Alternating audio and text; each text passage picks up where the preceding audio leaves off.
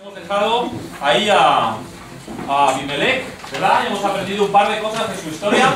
Veis que ni siquiera le he puesto número, como os dije al principio, porque es un usurpador. Entonces no quiero poner el número entre los jueces, porque no es un juez. Él usurpa el gobierno, ¿vale? Ahí hemos hablado de las malas decisiones que traen peores consecuencias de las que jamás nosotros podríamos pensar.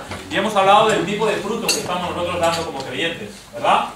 Y entonces ahora, aquí hay un reproche de falta de Jotam, aparte de que obviamente habían matado a sus 70 hermanos, ¿vale? Pero hay un reproche que es la falta de agradecimiento. Mira, ven conmigo hasta el versículo 16 del capítulo 9:16.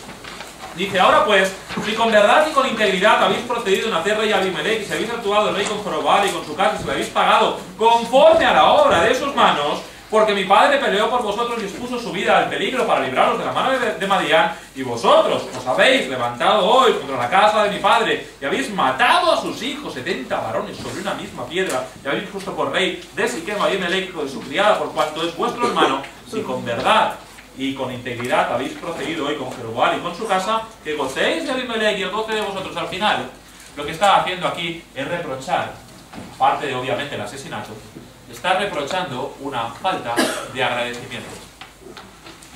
Mi padre se partió la cara por vosotros.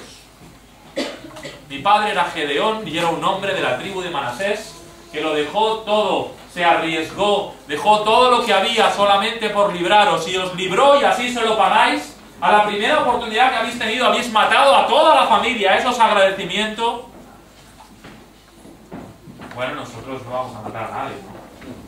Pero deberíamos nosotros considerar si tenemos deudas de agradecimiento en nuestra vida, si hemos tenido algún Gedeón en nuestra vida que se ha partido la cara por nosotros, que nos ha dado oportunidades cuando nos las tenía que dar, que ha confiado en nosotros cuando nadie más lo hacía, que nos ha guiado cuando todo el mundo nos daba por perdidos, que ha sido nuestro amigo cuando no teníamos otro sitio donde ir a llorar. ¿Tienes a alguien así? Ve y dale las gracias. Ve y dale las gracias, porque todos actuamos para la gloria de Dios y hacemos las cosas para el Señor, pero la Biblia dice, sed agradecidos. No solamente dice dar gracias en todo, porque es la voluntad de Dios, eso es algo que tenemos que hacer entre nosotros y Dios, tenemos que dar gracias a Dios por todo, sino que dice, sed agradecidos, y eso ya no tiene que ver con nuestra relación con Dios, sino que es una relación horizontal, de yo y tú. Seamos agradecidos, unos con otros, es de ánimo. Cuando alguien está persistiendo y persistiendo y persistiendo en hacer lo mismo, es de mucho ánimo que vayas y des las gracias por el trabajo hecho. La obra se detiene cuando el desánimo cunde. Por lo tanto, si somos agradecidos, ayudaremos a que no haya tanto desánimo. ¿Recuerdas en los días de Nehemías? He hecho varias referencias a Nehemías hoy, ¿verdad? ¿Recuerdas en los días de Nehemías? Separa la obra. ¿Por Tobías? No. ¿Por Sanballat? No. ¿Por Gesem? No. Se para porque los acarreadores se han cansado de llevar escombros. Se han desanimado. Así pues, ayudemos a que el desánimo no cunda. Ayudemos a que el desánimo no se pegue. Ayudemos a que el desánimo no esté entre nosotros. Y una forma de hacerlo es siendo agradecidos. Por lo tanto, si alguien cantó una bonita música especial, ve y agradéceselo. Cuando alguien tocó el piano en la iglesia, ve y dale las gracias. Cuando alguien se encargó de los niños en la guardería, agradéceselo. Cuando alguien te hizo un café o preparó comida para él, ve y dale las gracias. Cuando alguien te dice salud, ve y dale las gracias. ¿Verdad? A ver, salud, gracias. Sé agradecido, porque hay trabajo detrás de cada una de las cosas que se hacen. En la iglesia, fuera de la iglesia, en el contexto en el cual nos movemos. Aprendamos a ser agradecidos. Como creyentes deberíamos serlo aún más. Si el Señor nos pide, no con estas palabras, pero casi que demos las gracias cuando nos pegan una mejilla y que pongamos la otra. ¿Verdad? No lo dice con esas palabras, pero casi es eso, ¿verdad? Y el que te pida tu abrigo durante 1 kilómetro, cédelo durante 2 kilómetros, ¿verdad? Y el que te pida que vayas con él, y el Señor dice que siempre vayamos más allá. Pues qué menos que pensar si tenemos alguna deuda de agradecimiento en nuestra vida. Tu padre, tu madre, tus hermanos que no han hecho cosas por ti, que no las siguen haciendo, y nosotros siguen preparando el colacao todos los días allí con las galletas. Sé agradecido. Ayuda mucho en el contexto de la familia, en el contexto de la iglesia, en el contexto aún del trabajo. Sé agradecido. Es algo que tenemos que practicar aún más en la medida de lo posible.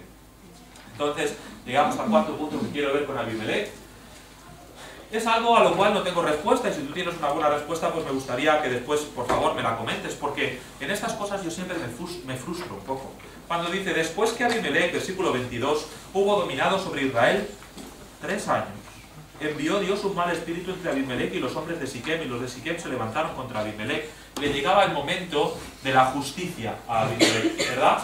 Le llegaba el momento en el cual, por su mucho pecado, él iba a tener que pagar con la misma moneda. Pero yo digo, Señor, lo podías haber hecho antes. Yo, desde aquí, como si yo fuera Habacuc discutiendo con el Señor, ¿verdad? En la iglesia de Eleazar no habéis tenido mensajes de Habacuc últimamente, ¿no? Estoy por el tercero. Voy a escuchar los 2 primeros, voy por el tercero, ¿vale? Entonces, a mí, como Habacuc discutiendo con Dios, yo le diría al Señor, Señor, esto mismo que has hecho con Abimelech, y que al final llegó a ser para la destrucción de Abimelech y de los de Siquem también, que los de Siquem habían participado en dar muerte a todos aquellos hombres, hermanos, hijos de Gedeón, pues esta justicia que al final has traído no la podías haber traído antes. Mira, yo no soy Dios, no tengo una buena respuesta para eso. No puedo decirte, claro, sería fácil decir el Señor tiene que actuar cuando yo lo diga, ¿no? Entonces, al final lo que queremos es tener a Dios en nuestro bolsillo y que haga lo que nosotros decimos. Y obviamente Dios es soberano, las cosas no funcionan así. Como funciona es que Dios hace lo que quiere, cuando quiere, como quiere. Y esta mañana lo hablábamos desayunando y hay un tenor general en la escritura de cómo son las cosas. Y en general nosotros, por ejemplo, decimos, si vives una vida conforme a como Dios manda, tendrás bendición. Si vives una vida apartado de lo que Dios dice, no tendrás bendición. Un momento. Eso es el tenor general de la escritura, pero luego el Señor dice a quien quiere. Y a lo mejor tú estás llevando una vida delante del Señor, cerca del Señor, caminando con Dios, y yo estoy llevando una vida alejada del Señor, y tú y yo recibimos la misma bendición. ¿Y qué tenemos que decir? Que cómo es que amó a Jacob y aborreció a Esaú. No, hombre, si lo que es extraño es que no aborreciera a los dos, ¿verdad? Por lo tanto, al final el Señor, cuando quiere pagar un talento por una hora de trabajo o por un día completo de trabajo, es soberano. Entendamos esto, porque si no podemos tener muchos problemas de concepto en nuestra vida cristiana, en el que esperamos recibir, como si Dios nos debiera algo, ciertas cosas por comportarnos de determinada manera. Y no es así. Dios es Dios. Y es soberano. Y Él hace lo que quiere, como quiere, cuando quiere. Y es verdad que hay una línea general en la Escritura de cómo debemos hacer las cosas para recibir la bendición de Dios, es verdad. Y hacer las cosas como Dios manda, lo dije ya antes esta mañana, nos libra de muchas cosas en la vida cristiana, claro que sí, y nos ayuda y llega la bendición del Señor, y es así en general. Pero en un momento determinado, Abimelech reina durante 3 años en Israel, ¿y quién soy yo para decir, Señor, lo podías haber hecho antes? El Señor sabe. El Señor sabe. El Señor sabe, y a lo mejor toda la nación merecía un castigo. Y por eso durante 3 años tuvo que estar Abimelech ahí. Porque la nación entera se había desviado tras los Baales. A lo mejor el Señor tenía un propósito en ello. A lo mejor tenía el propósito de que ya se cansaran o que volvieran otra vez a suplicarle o que levantaran un juez que no fuera este Abimelech. No lo sé, no sé cuál es el propósito. Pero Dios sí.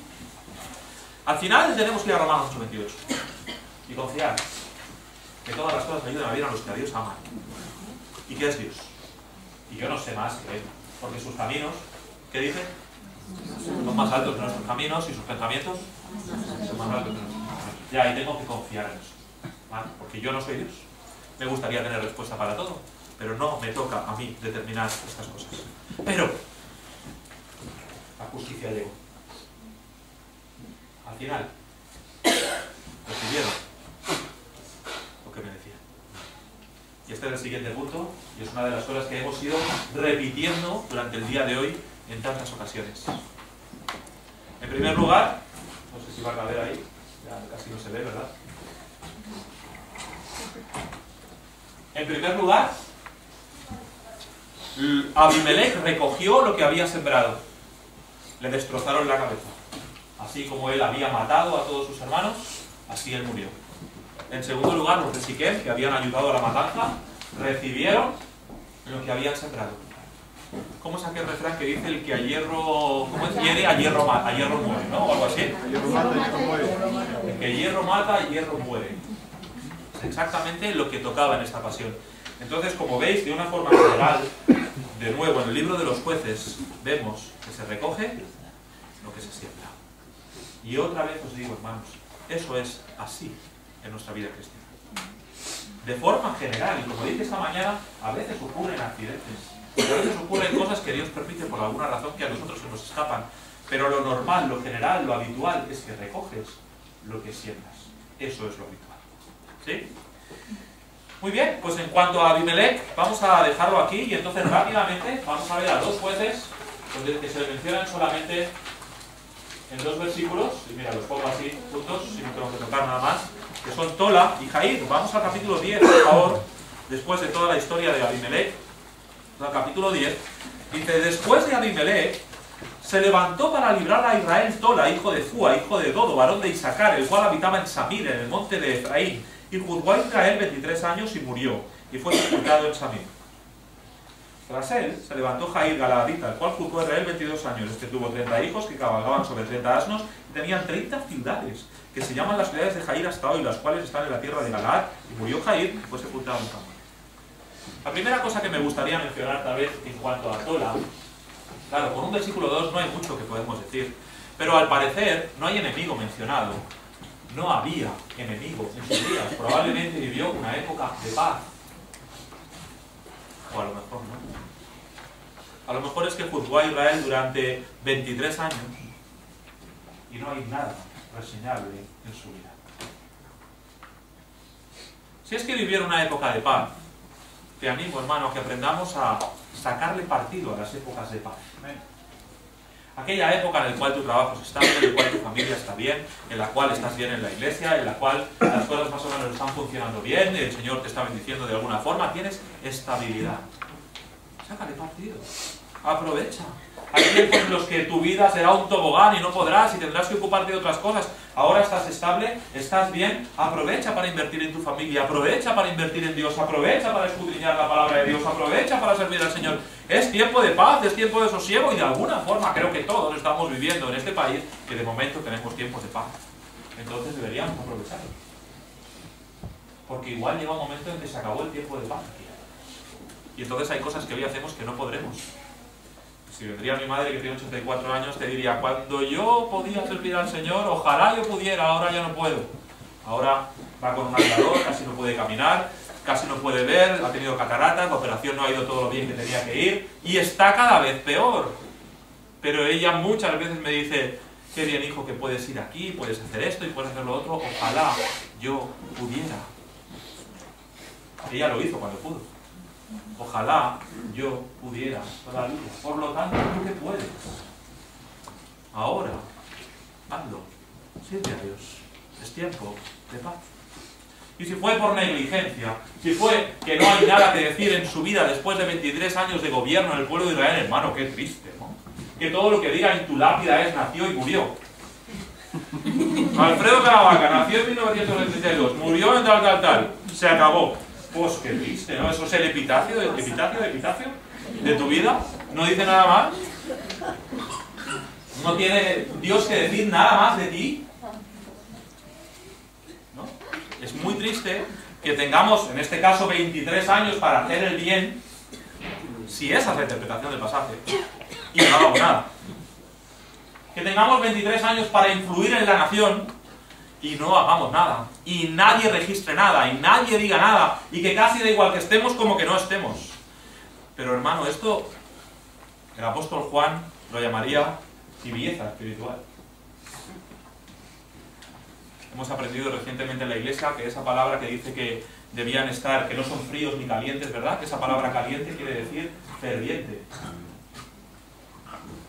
Y nosotros, y yo esto ya creo que os lo he dicho alguna vez, ¿verdad? Y nosotros decimos, yo no estoy frío espiritualmente, ¿verdad? Porque yo voy a la iglesia, tú sabes que yo leo la Biblia, que yo cuando puedo dar un folleto, doy un folleto, pero yo frío espiritualmente no estoy. Entonces le pregunto, ¿pero tú estás sirviendo por el Señor? Porque eso qué quiere decir la palabra caliente, ferviente. ¿Estás sirviendo por el Señor? Pues entonces, si no estoy hirviendo por el Señor y tampoco soy frío, ¿qué soy? He tenido la oportunidad de influir, he tenido la oportunidad de servir al Señor, he tenido la oportunidad... ¿Y qué he hecho? En este caso, tomando el ejemplo de Tola, 23 años. ¿Qué he hecho en todo este tiempo como creyente? ¿Qué he hecho en todo el tiempo que tengo como creyente? ¿He hecho algo productivo? ¿He hecho algo bueno para el Señor? ¿He servido al Señor de alguna forma notable en todo lo que yo he podido hacer? ¿Con todas mis fuerzas? ¿O simplemente he ido un domingo tras otro y me he sentado en el banco y me he ido a mi casa y no he hecho nada más? No sé qué interpretación darle al pasaje, solo tenemos un versículo 2 que hablan de este juez.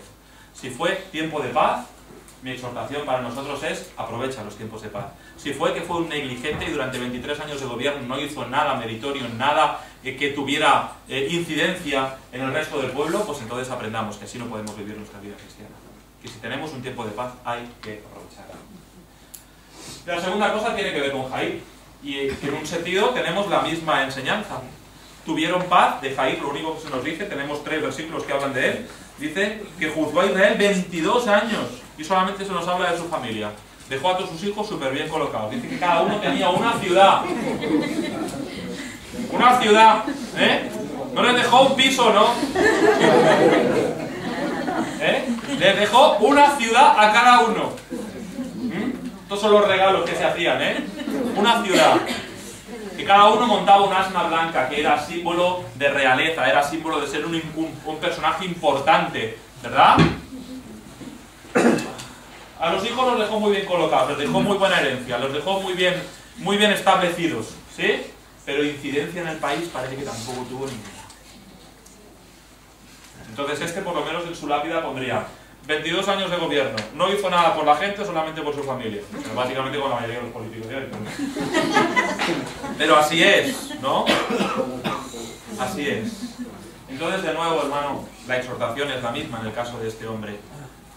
No sé qué hizo con 22 años de gobierno.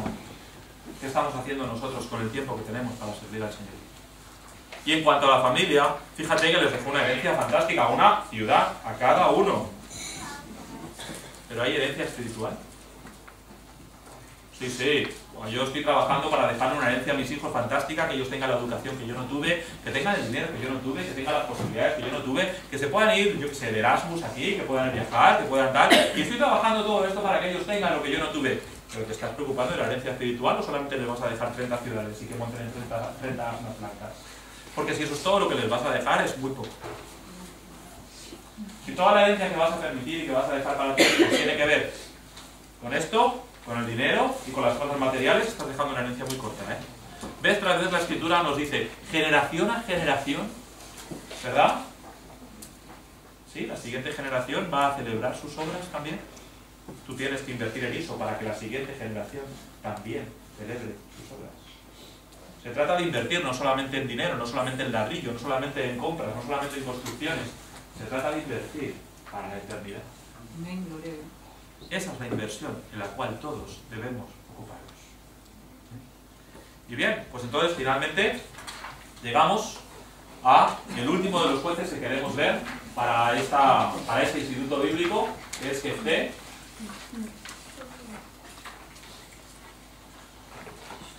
Conocemos la historia de Jefté, casi que vamos a leer algo aquí en el capítulo 6. En el capítulo 11 vamos a leer, dice, Jefté, galaadita, era esforzado y valeroso. Era hijo de una mujer ramera. Y el padre de Jefté era Galaad.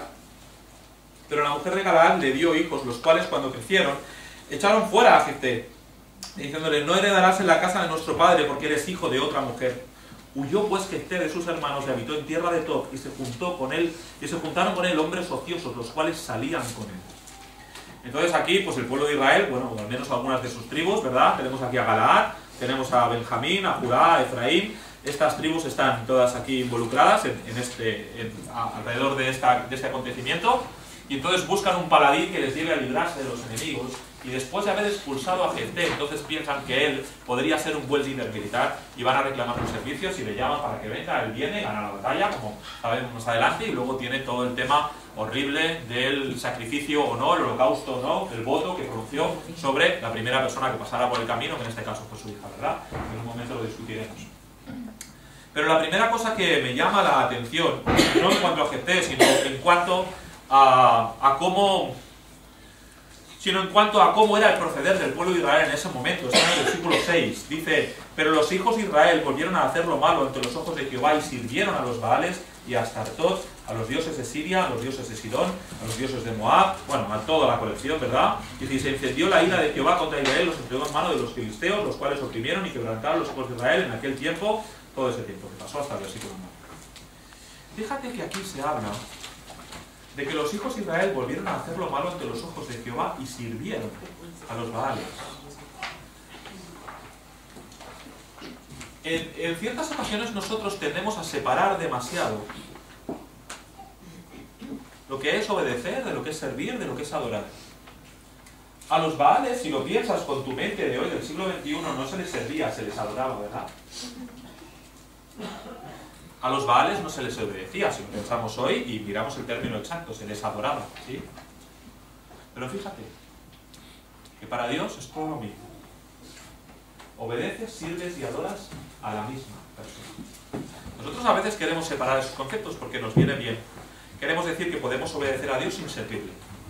Y nos viene bien separar los conceptos, ¿verdad? Queremos decir que adoramos a Dios pero no le obedecemos.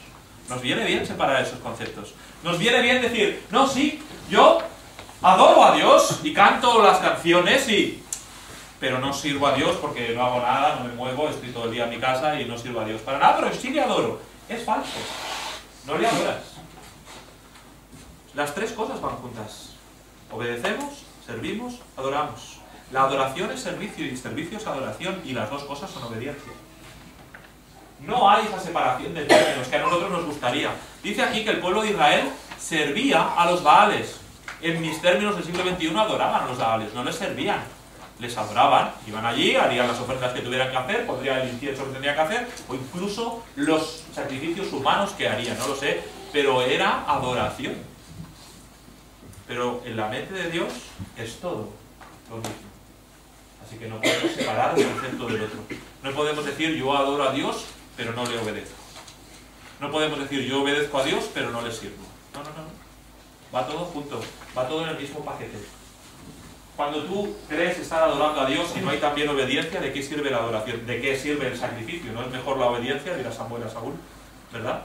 Da igual que te esfuerces en hacer todos los sacrificios del mundo, lo que Dios prefiere es la obediencia. Así pues, todo va en el mismo paquete, todo va igual. Me llamó eso la atención y solamente quería comentarlo con vosotros. Ahora, a continuación, algo que realmente merece la pena que paremos un momento de atención, a partir del versículo 10, 10.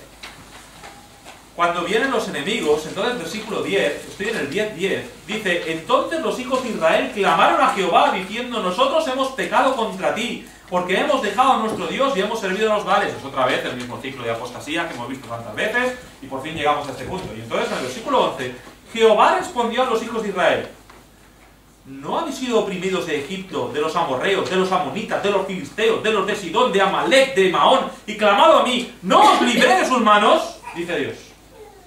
Mas vosotros me habéis dejado, habéis servido a dioses ajenos, por tanto, ya no os libraré más, dice el Señor. Andad y clamad a los dioses que habéis elegido, que os libren ellos en el tiempo de vuestra aflicción.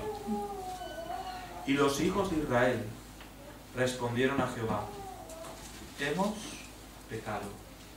Haz tú con nosotros como bien te parezca. Solo te rogamos que nos libres en este día. Y quitaron de entre sí los dioses ajenos y sirvieron a Jehová, y él fue angustiado a causa de la aflicción de Israel, o movido a misericordia. Esa palabra angustiado también se podría traducir así. Entonces se juntaron los hijos de Amón y acamparon en Galaad, etc., y fueron a buscar a Cristo. Tenemos un buen patrón aquí de cómo pedir perdón. Mira, en primer lugar, pide perdón y especifica de quién es la culpa. Nosotros hemos pecado. Mira, perdona lo que te he dicho, pero es que la verdad es que me has sacado de mis casillas, un momento.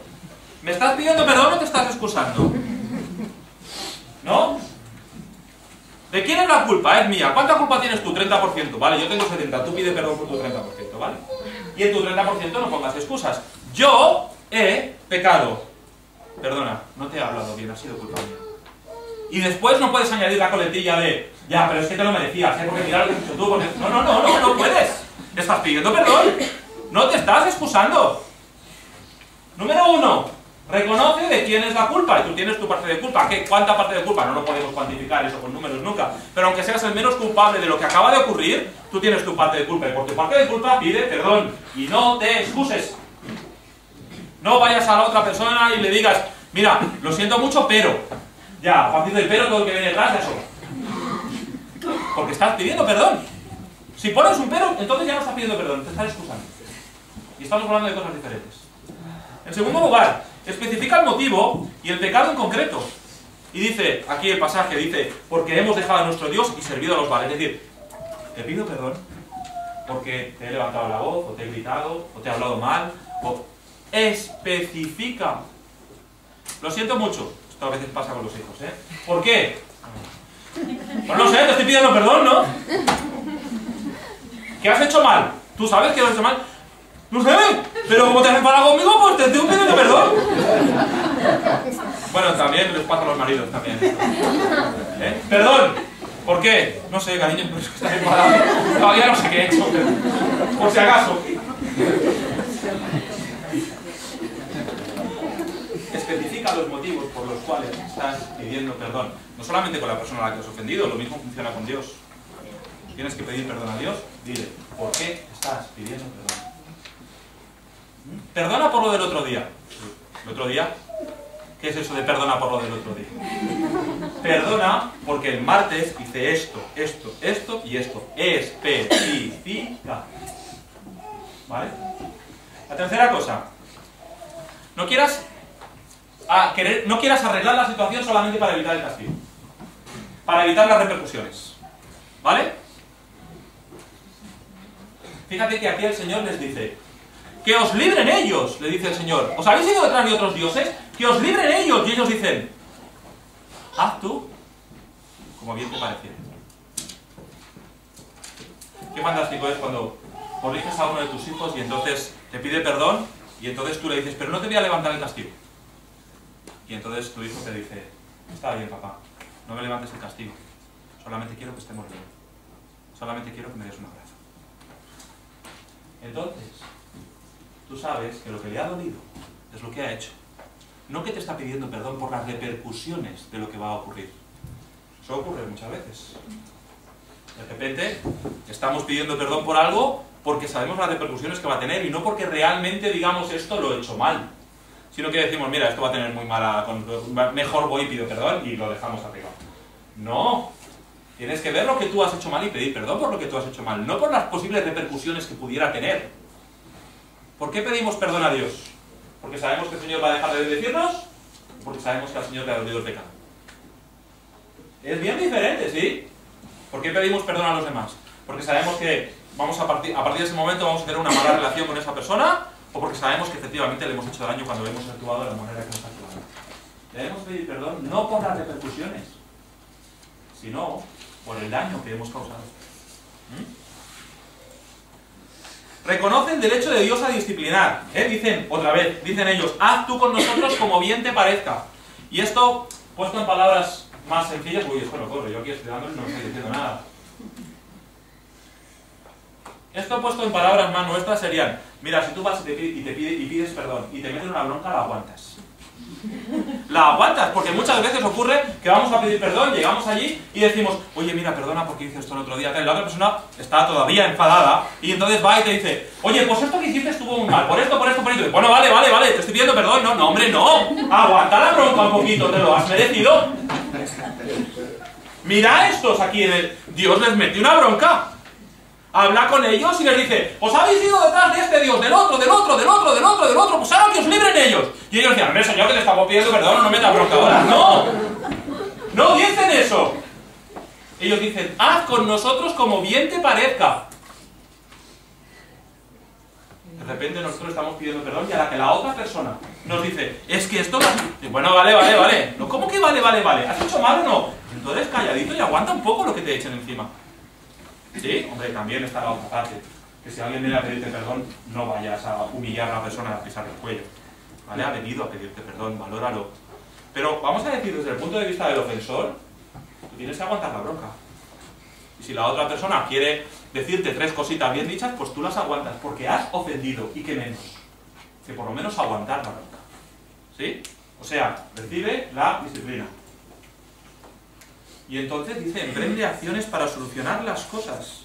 ¿Verdad? Veis aquí que dice el versículo 16, y quitaron de entre sí los dioses ajenos cuando Dios les ha dicho que os libren ellos. Y a pesar de que Dios ha dicho que os libren ellos hacen cosas para solucionar la situación. Porque pedir perdón es mucho más que un tema sentimental. Pedir perdón es mucho más que emociones, es hacer las cosas diferentes.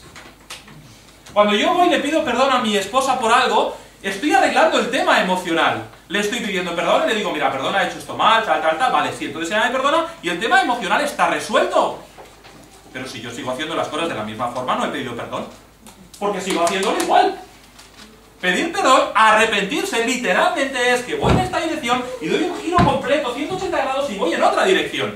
Eso es pedir perdón, cambiar las cosas. Yo no sé quién fue el primero que lo dijo, pero si siempre hacemos las cosas de la misma forma, siempre obtendremos el mismo resultado. Es una gran verdad. ¿Quieres que las cosas vuelvan a cambiar y hacer bien las cosas a partir de ahora y no tener que volver a pedir perdón? Tendrás que hacer las cosas diferentes. Porque si las seguimos haciendo igual, dentro de 5 minutos estaremos otra vez pidiendo perdón. Y vemos aquí como el pueblo de Israel en esta ocasión nos da un tremendo ejemplo de qué debemos hacer nosotros, hermanos, cuando pedimos perdón, sea a Dios o sea a alguien que hayamos ofendido.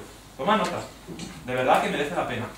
Cuando hacemos bien esto, cuando pedimos bien perdón, esto cierra heridas, cierra cicatrices, arregla situaciones comprometidas. Un alma, un corazón arrepentido conmueve a Dios. Dios fue conmovido a misericordia en este pasaje y al final acabó ayudándoles para que vencieran al enemigo. ¿Cuánto menos nosotros? Por lo tanto, aprendamos a pedir perdón porque es algo fundamental para que las relaciones entre nosotros, entre las familias, entre la iglesia, entre los hermanos, entre cualquiera de tu contexto, funcione bien. No solamente es una excusa, no solamente es un lo siento, hazlo bien. Y un perdón, cuando se pide bien, la otra persona no tiene más remedio que perdonarte, y especialmente si hablamos de Dios. Yo puedo no perdonarte. A lo mejor me has ofendido tan gravemente que no te perdono nunca. A lo mejor me has ofendido tantas veces que no te perdono nunca. Pero Dios no puede hacer eso. Cuando tú vas arrepentido delante de Dios, Dios siempre perdona. Y gracias a eso es que tenemos salvación.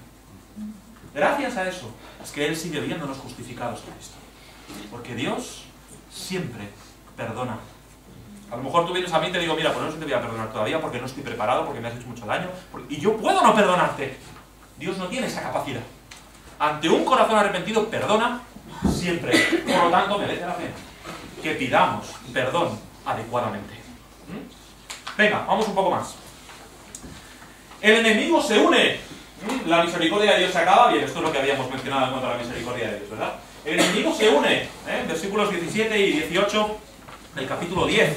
Dice, entonces se juntaron los hijos de Amón, acamparon en Galaad, se juntaron a sí mismos los hijos de Israel. ¿Ves? Aquí nos vemos a todos los enemigos que se unen. ¿Recuerdan los días de Nehemías? Empieza el libro hablando de Tobías y Sanbalat, y luego se une Gesem, y se unen los árabes, y se uno se quemó, y al final hay un quilombo de gente que está allí dispuestos todos a pelear. El enemigo no tiene problema, se unen todos para pelear contra Israel, no hay ningún problema. Y nosotros siempre andamos, cada uno, peleando su propia batalla.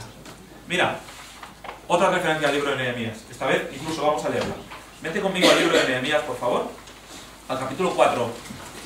Nehemías. Es prácticamente el último de los libros históricos. Nehemías 4. Nehemías 4. Están allí edificando el muro y a la vez están construyendo, o sea, defendiéndose de los enemigos. Nehemías 4. Versículo 19. ¿Estáis conmigo? Nehemías 4:19. Y dice, y les dije a los nobles y a los oficiales y al resto del pueblo, la obra es grande y extensa, y nosotros estamos apartados en el muro, lejos unos de otros. El lugar donde oyereis el sonido de la trompeta, reuníos allí con nosotros. Nuestro Dios peleará por nosotros. hermanos, igual que en los días de Nehemías. La obra es grande y extensa. Y nosotros, bautistas independientes, muchas veces estamos apartados los unos de los otros en el muro. Y en ocasiones, pues habrá que apartarse por algún motivo, pero creo que a veces ponemos demasiado énfasis en el independientes, ¿eh? Y empezamos a apartarnos de todo el mundo porque no hay nadie que sea como yo. Y estamos solos en el muro edificando. Y un muro entero es muy grande de edificar.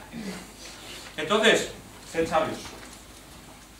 Pero no descartes a tu hermano porque de repente, como dije esta mañana, lleva la raya para el lado al revés que tú la llevas.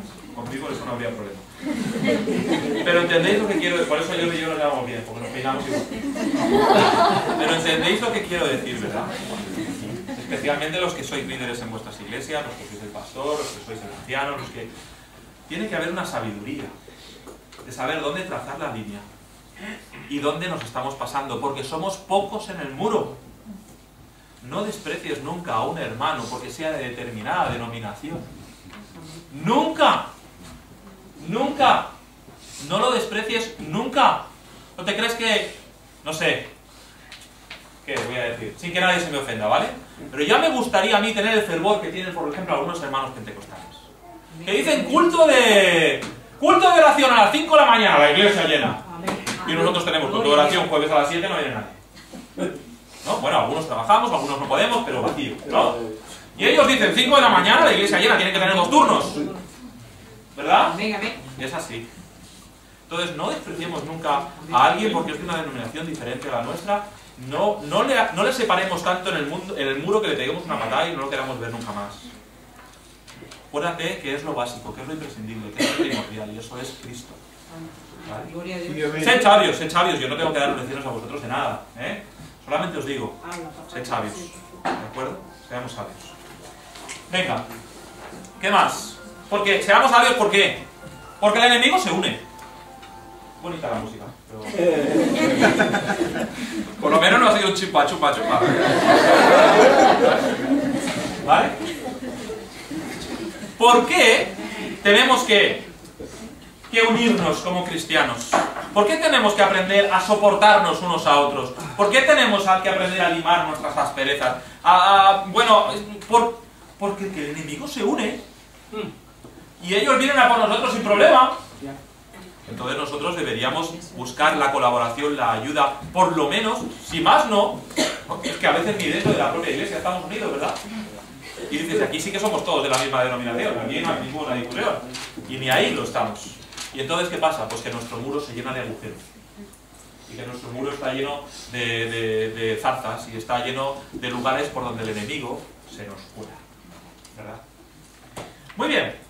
Entonces, punto 4, que quiero considerar, ya lo he puesto ahí, los obstáculos de Jefté. Hemos dicho anteriormente, lo hemos leído al principio, era hijo de una prostituta.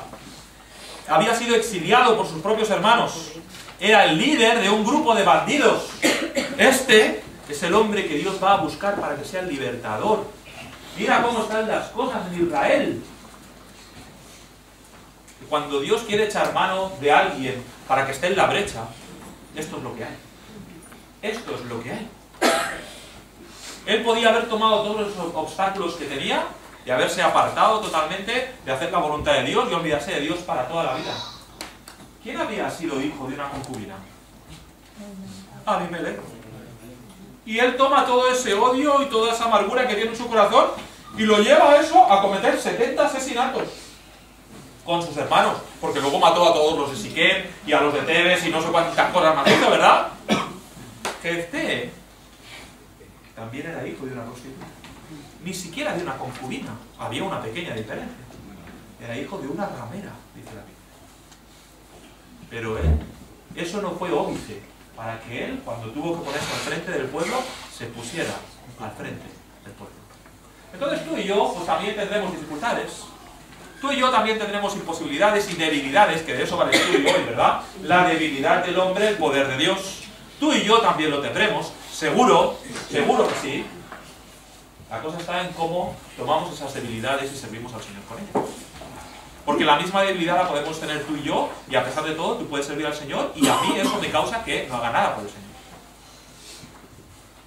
Entonces tenemos que decir, Señor, me gozo, como dice Pablo en 2 Corintios, me gozo en mis debilidades, ¿no? Para que la revelación de la revelación no me gozo en mis debilidades, ¿verdad? Pues eso tiene que ser que aún con nuestras debilidades podamos servir al Señor. Vemos aquí que Jefté tenía la misma debilidad, aún más debilidades que Abimelech. Abimelech lo único que hizo fue convertirse en un asesino. Jefté, con sus debilidades, con sus imperfecciones, fue el instrumento de Dios para ese momento. La elección de Jefté, tenemos dos cosas a considerar aquí. Vamos a ver algunos de sus versículos. Capítulo 11, volvemos al libro de los jueces y todavía estáis en Nehemías. 11, 4.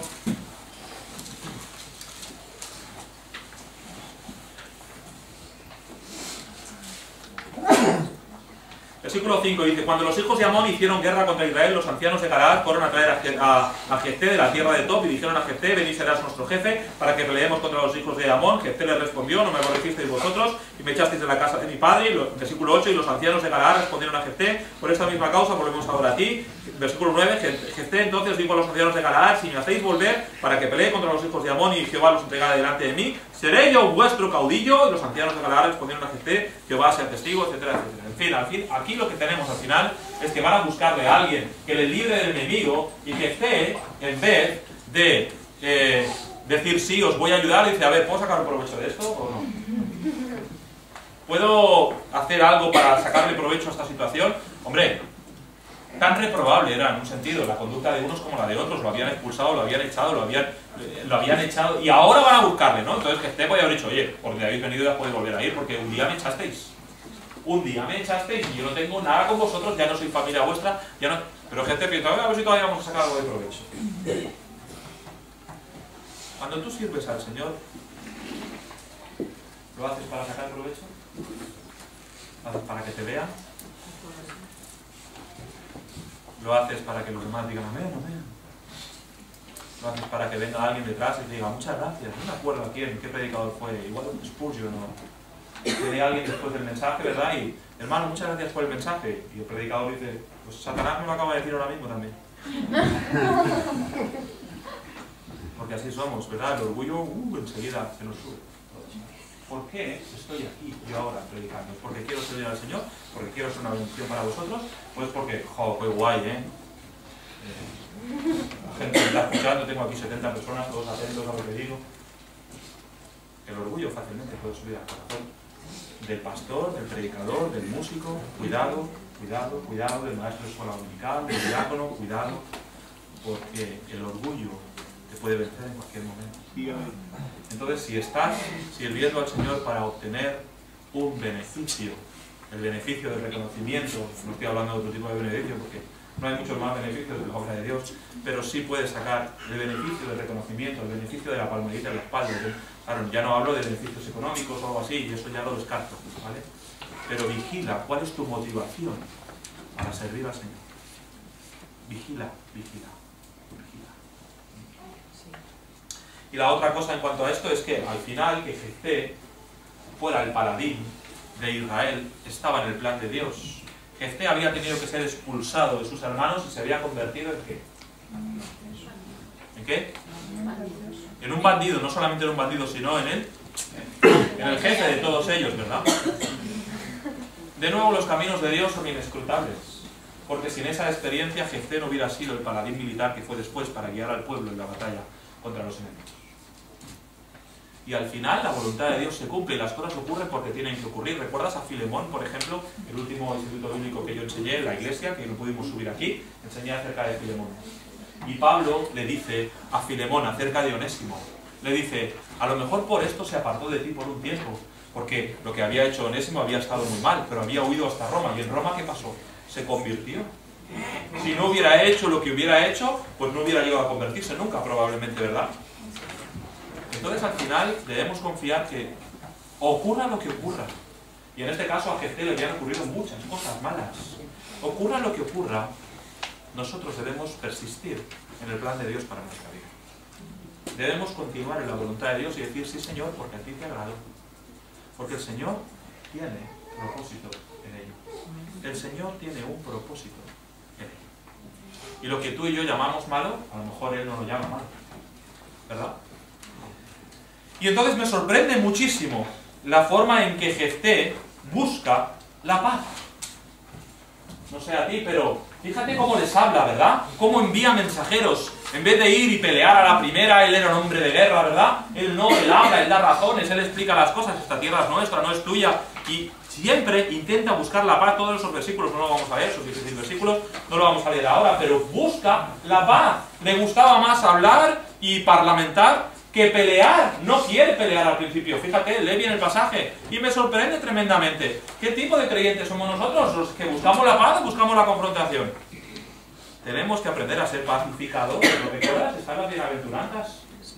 Entonces, es labor del creyente ser hombre, mujer de paz y no buscar pelea. No buscar, y a veces la buscamos entre nosotros mismos, no buscar pelea, y mucho menos con el mundo. Es nuestro trabajo, ser pacificadores.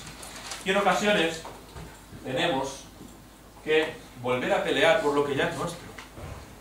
El territorio por el cual iban a pelear era un territorio que ya era de Israel. Aquí Jefté lo explica perfectamente, ¿verdad? Y le dice, no, ese territorio nos lo dio Dios cuando vinieron los hijos de Israel. Bueno, tiene ahí la historia de... me sorprende, pero tiene la historia de Israel clarísima. En qué momento, en qué año, cómo ocurrió todo. Lo tiene clarísimo, ¿verdad? Y esa tierra ya era suya.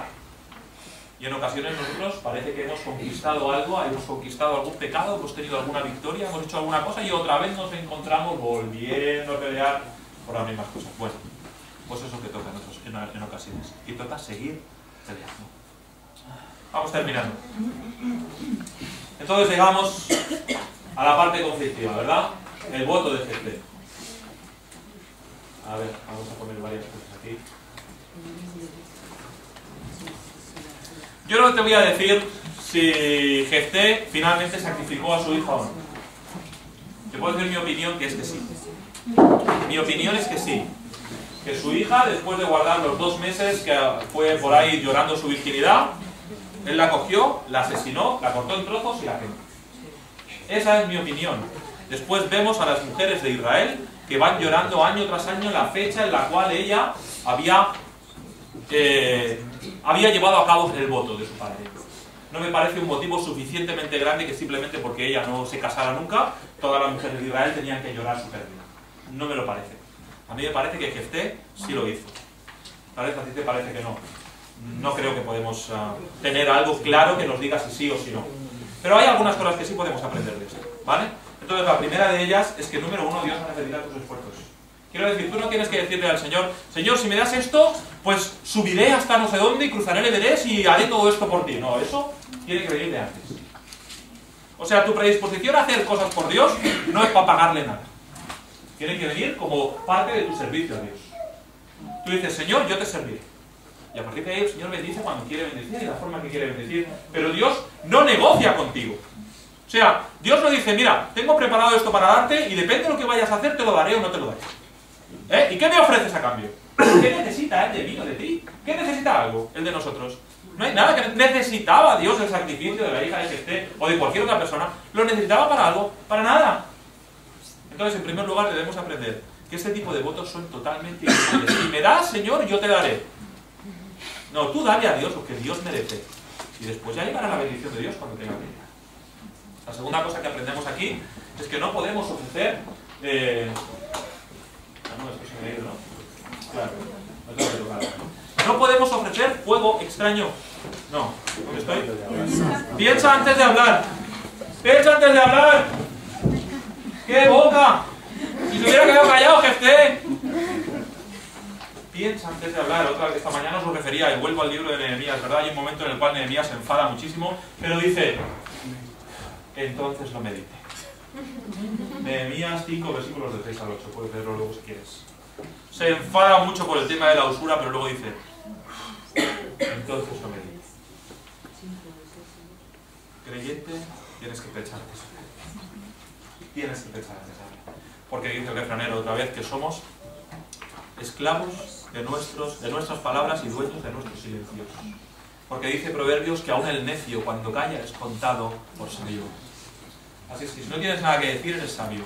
En cuanto abres la boca ya tienes el riesgo de ser un niño. Entonces lo mejor que podemos hacer, si no tienes nada que decir, no digas nada. No digas nada. Porque tenemos el riesgo entonces de equivocarnos. ¿Sí? ¿Qué más? No podemos ofrecer fuego extraño. ¿Por qué a Jefté se le cruzó por la mente la idea de ofrecer un sacrificio humano? Porque es lo que había vivido. Es lo que conocía. Es en el ambiente que se había movido. Y en vez de decir, que tampoco hubiera hecho falta, Señor, te ofreceré un sacrificio de un cordero, decidió ofrecer una persona. ¿Por qué? Porque es lo que había vivido. Entonces, cuando nosotros vamos delante de Dios, tenemos que ofrecer a Dios el sacrificio que es aceptable a Dios, no lo que a mí me da la gana. Es lo de Caín y Abel. El sacrificio de Abel estaba mal porque no era lo que Dios había pedido. No porque Abel hubiera... que Caín estaba mal porque no era lo que Dios había pedido. Porque no era que el fruto que Caín había cogido del campo fuera los tomates más podridos que había en el huerto o algo así. Yo pienso que probablemente ofreció lo mejor que tenía, pero no era lo que Dios había pedido. Entonces ofrezcamos a Dios el sacrificio que Él pide, no cosas que Él no pide. Él no te pide, no sé, que hagas un voto de que te rapes la cabeza o te pegues de latigazos o vayas encadenado o yo qué sé, cosas que hacen en otras religiones para ganar el favor de Dios. No pide ese tipo de cosas, no las necesita, es fuego extraño. Y por último, ¿era líder Jefté? Sí, era un líder, pero ¿un líder espiritual? No, no lo era. En absoluto. Para nada. Fue un líder militar, pero no un líder espiritual. Entonces, al final, ¿qué tiene más valor?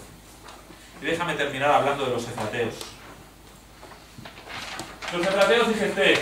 Vamos a capítulo 12 y con esto ya terminamos y nos veremos, si Dios quiere, de aquí a un par de meses o un mes y medio. Dice entonces, capítulo 12, versículo 1, cuando ya han terminado, han peleado contra los enemigos, dice, entonces se reunieron los varones de Efraín y pasaron hacia el norte y dijeron a Jefté, ¿por qué fuiste a hacer la guerra contra los hijos de Amón y no nos llamaste para que fuéramos contigo? Nosotros quemaremos tu casa contigo. Aquí, no, aquí cuando la gente se enfadaba no estaba de... Y Jefté le respondió, yo y mi pueblo teníamos una gran contienda con los hijos de Amón y os llamé y no me defendisteis de su mano. Viendo pues que no me defendíais, arriesgué mi vida y pasé con los hijos de Amón y Jehová... O sea, les había llamado. Les había dicho, venid a ayudarme. Y los efrateos se quejaban al principio porque no querían ayudar y al final porque no habían ayudado. Es aquellas personas que da igual lo que hagas que te van a decir que están mal. ¿Sabes? Los efrateos, si te vienen para atrás, vete al capítulo 10, vete al capítulo 10, no, al capítulo 8, ¿vale? Después de que Gedeón había capturado a los reyes de Madián, no había terminado todavía con todo el ejército, son los mismos efrateos que le dicen 8-1. Pero los hombres de Efraín le dijeron, ¿qué es esto que has hecho con nosotros? No, ya, otra vez se están quejando. Bueno, primero se quejaron esta y luego la otra de Jefté. Pero eran esas personas que era imposible tener contentas. Que les pides ayuda y no te ayudan. Y cuando has hecho lo mejor que has podido te dicen, está mal. Hombre, un momento. ¿Soy yo así? ¿Eres tú así? ¿Soy yo de ese tipo de persona? Que me piden ayuda y digo, y cuando lo hacen, todo está mal. Que lo hagas y que no lo hagas. Todo está mal. Bueno, número 1, vigilen, ¿vale? No seamos ese tipo de personas. El tipo de persona que ni ayuda y encima critica cuando las cosas están hechas. Ocurre muchas veces, especialmente en la obra del Señor. Pides ayuda para hacer algo en la iglesia y nunca hay manos. Y cuando lo haces lo mejor que puedes, entonces viene el que no ha hecho nada y dice Y tú dices, hombre, ya lo sé que no está bien del todo, pero es que no me has echado una mano. ¿Verdad? Entonces, solo tiene derecho a quejarse el que ha echado una mano. Y ni ese. Por lo tanto, si ni siquiera te has preocupado de echar una mano, por lo menos no te quejes luego, si no eres como los efrateos. Si no eres como los efrateos, que lo único que sabían hacer era quejarse antes y después. Nada más que eso, solamente eso. Y por último, pues esta guerra fue hasta el final y los efrateos se levantaron en armas. Fíjate tú, Bueno, había un botín en medio que ellos no habían tenido la oportunidad de recoger porque no habían ido a la guerra y por ahí venía todo el problema. Pero entonces se levantan en armas y entonces Gedeón coge a todo el ejército que tiene y entra en una especie de guerra civil y dice, vamos a hacer una cosa. Cuando veáis que cruzan el Jordán, les vais a decir que digan una palabra. Shibolet.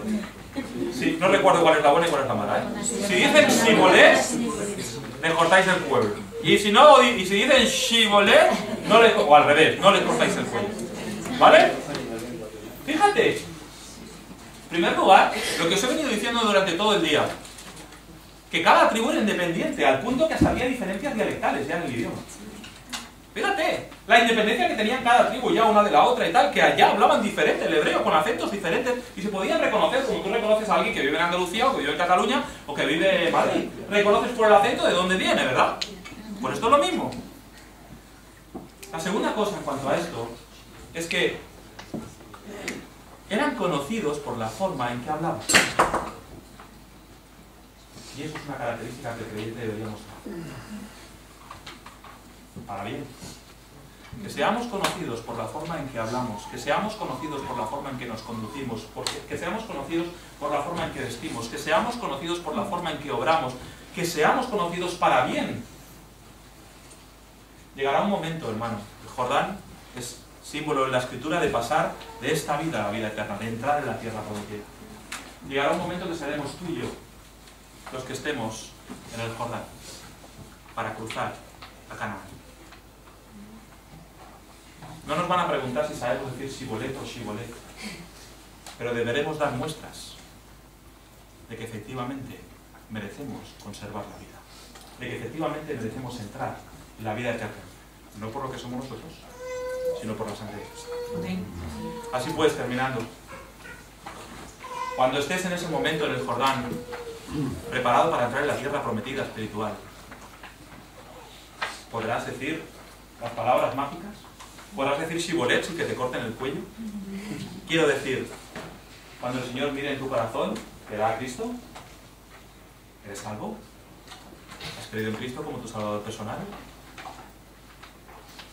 Dice la Biblia, por sus frutos los conoceréis. En este caso diríamos por sus dichos los conoceréis, ¿verdad? Pues termino con esta exhortación a que consideres tu condición espiritual desde el punto más básico, que es la salvación de tu alma. Y que a partir de ahí construyamos con nuestras debilidades, con lo poco que somos, pero confiando en el poder de Dios. Muchas gracias.